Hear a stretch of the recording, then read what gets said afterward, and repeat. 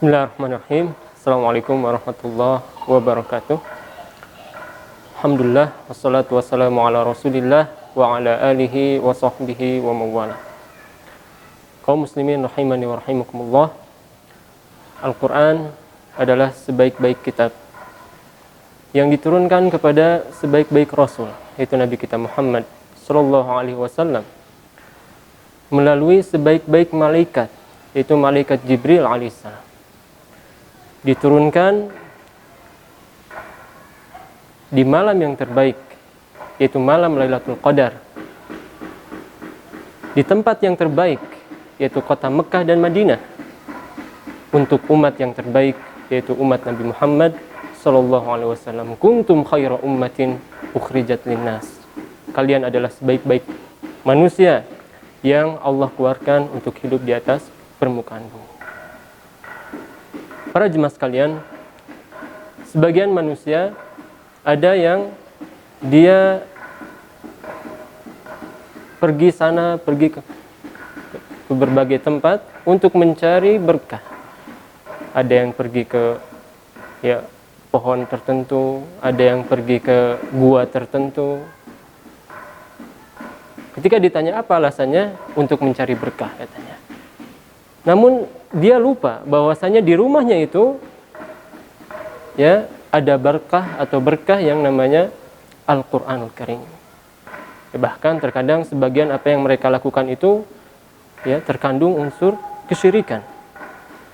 Maka kita sebagai kaum muslimin harus tahu bahwasanya di tengah-tengah rumah kita ada berkah yang namanya Al-Qur'an. Allah Subhanahu wa taala berfirman, "Kitabun anzalnahu ilaika mubarak liyadabbaru ayatih." Al-Quran adalah satu kitab yang diturunkan kepada engkau wahai Nabi Muhammad, yang di dalamnya penuh dengan keberkahan. Kitabun anzalnahu ilaika mubarak liyadabbaru ayatih, agar mereka merenungi isi kandungan Al-Quran. Al-Quran merupakan kitab yang di dalamnya penuh dengan petunjuk. Allah Subhanahu wa taala berfirman, "Kitabun anzalnahu ilaika litukhrijan nas minadh-dhulumati ilan nur." Al-Qur'an adalah satu kitab yang diturunkan kepada engkau wahai Muhammad, agar engkau mengeluarkan manusia dari kegelapan menuju cahaya yang terang benderang. Lantas apa kewajiban kita terhadap Al-Qur'anul Karim? Para ulama menyebutkan ada beberapa hal yang menjadi tugas kita terhadap Al-Qur'anul Karim. Yang pertama adalah membacanya.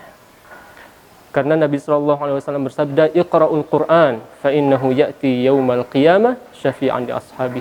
Bacalah Al-Qur'an, karena sungguhnya Al-Qur'an akan datang di hari kiamat sebagai syafaat untuk orang-orang yang membacanya.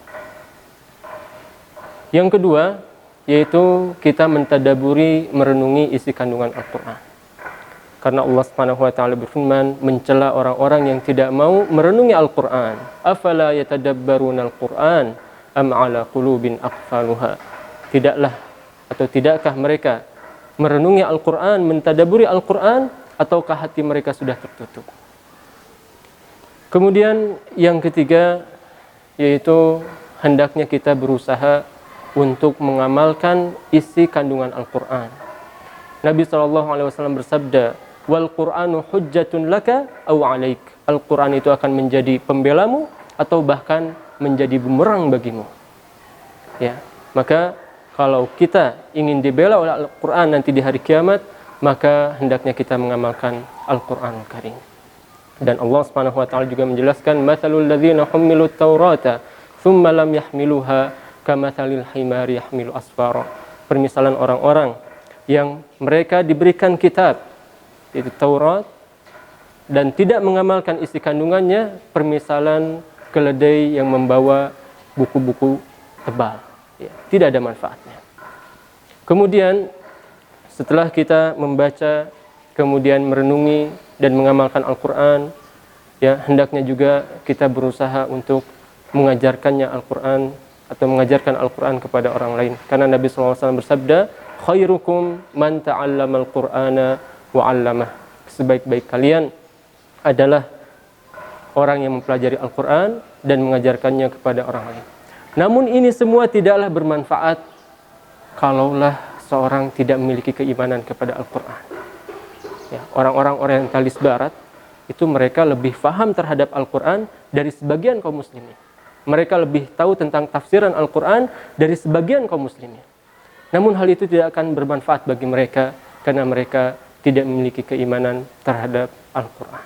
Mungkin ini saja yang bisa disampaikan. Kurang lebihnya saya mohon maaf. Wassallallahu ala nabiyyina Muhammadin wa akhiru da'wana anil hamdulillahi rabbil alamin. Assalamualaikum warahmatullahi wabarakatuh.